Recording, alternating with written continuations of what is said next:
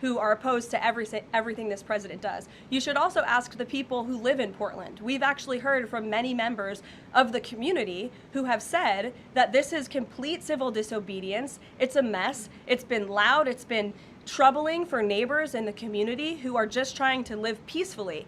And these people are not there to peacefully protest. They are there to cause mayhem and havoc.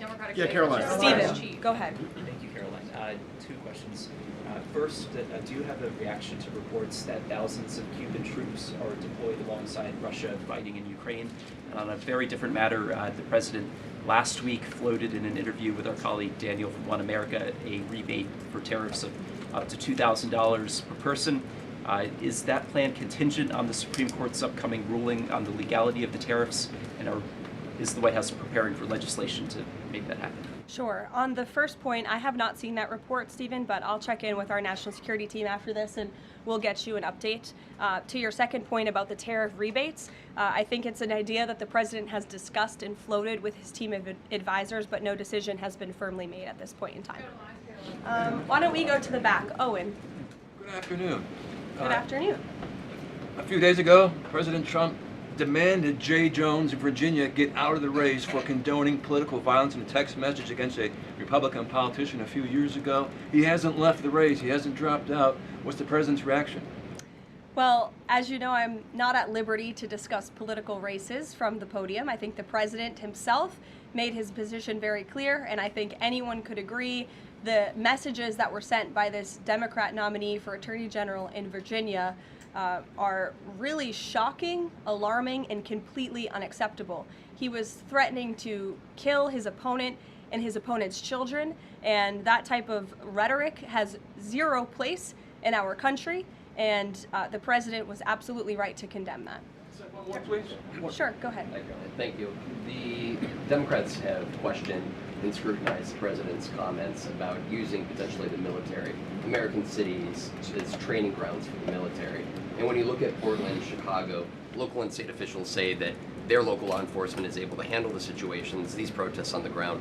The president says that Portland is burning, using that as justification for the National Guard in Portland. But when you look here in Washington, D.C., the president just last week said it is now a completely safe city, and there are still National Guard members on the streets that are not involved in ICE activities. Can you provide the justification for the White House here in Washington, D.C., why the National Guard members continue to be out on the streets? Because Washington, D.C. has invited the National Guard here. Why? Because the mayor is doing the right thing, unlike mayors in other cities like Portland, as Caitlin and others have pointed out, who refuse to see that there are positive results from when local law enforcement works with federal law enforcement to do the right thing on behalf of their citizens. And Washington, D.C. is no doubt a safer city right now, today, than it was a few months ago when President Trump started this initiative to make D.C. safe again. And the National Guard is still here because the president and the mayor agree that it's a good thing for the city.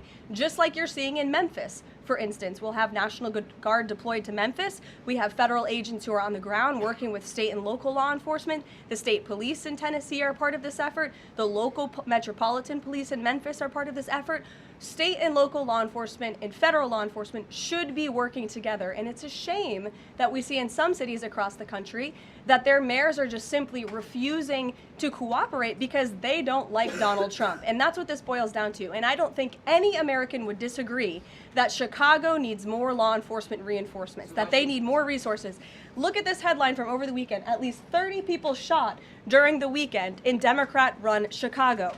5 of them were killed in one weekend. This is completely unacceptable, and the president wants to make American cities safer, and he's willing to work with anyone to do it. If the courts allow you to ultimately send in the National Guard into Chicago and Portland, do Democrats not have reason to be concerned that there are long-term plans by this administration to keep U.S. military or the National Guard in American cities, like what we are seeing here in Washington? Why should they be concerned about the federal government offering help to make their cities a safer place?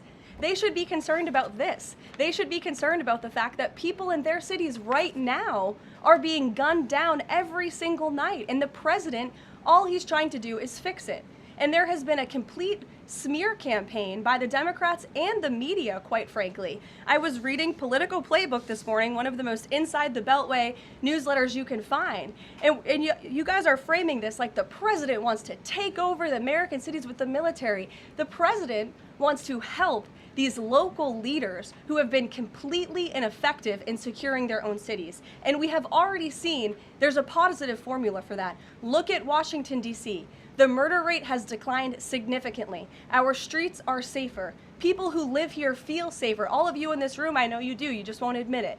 And it's a proven system that works, and the president wants to make America's cities safe again. And I don't think there's anything wrong with that. Michael. Thank you, Caroline. Two questions, if I may. Because the mayor wants them. Michael. These talks in Egypt, if Hamas does agree to relinquish power and give it up, cede power to this transitional technocratic government, if that does happen, would the Trump administration then recognize a Palestinian state? Look, I don't want to get ahead of the technical talks right now, Michael. They're extremely sensitive.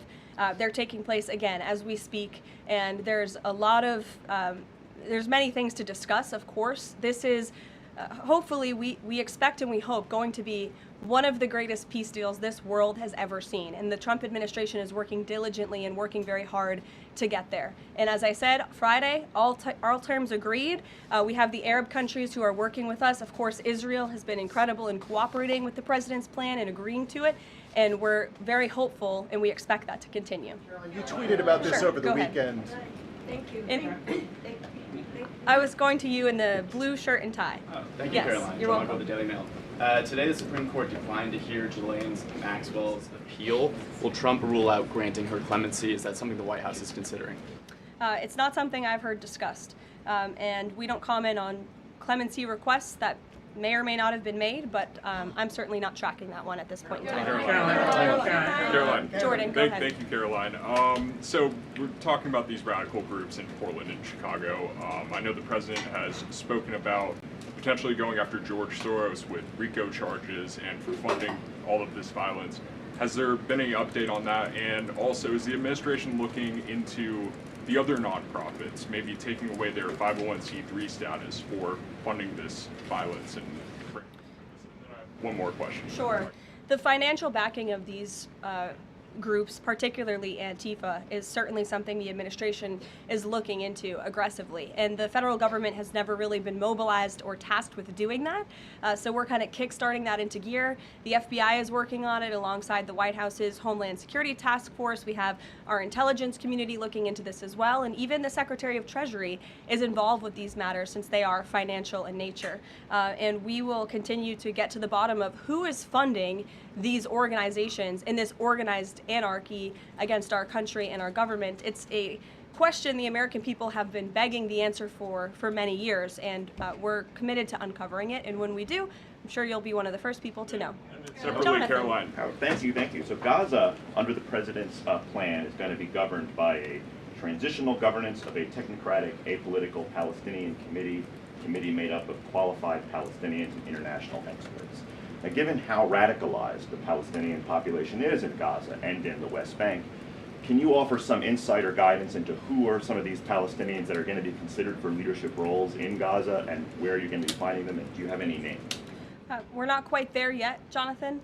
The president believes peace is possible in Gaza, and that's why he presented this detailed and comprehensive plan. The first step of that is securing a ceasefire and releasing the hostages, and then those conversations about ensuring a durable and lasting peace can continue. But what do you need to have peace in a region like Gaza that's been war-torn for far too long? You need security guarantees, and you need good governance. And so those will be two of the priorities that this administration is focused on. If I may, the president has said he wants the government to reopen this week in a deal. What's going to happen by the end of the week if there's no deal? What's the White House prepared to do? With no deal with what? To reopen the government. Look, as I said, unfortunately, there's going to be a lot of pain inflicted. There already is on the American public, on our troops who are not being paid, again, on women and young children who depend on critical food assistance. We hate to see this. And in fact, the Office of Management and Budget is trying to do everything they can to find funds to get out the door for these vulnerable populations in our country. Again, we shouldn't be having to do that. The Democrats have a chance to change course tonight. I believe the vote's taking place at 6:30, and we urge Democrat senators to vote to reopen the government and to do the right thing. Thanks, guys.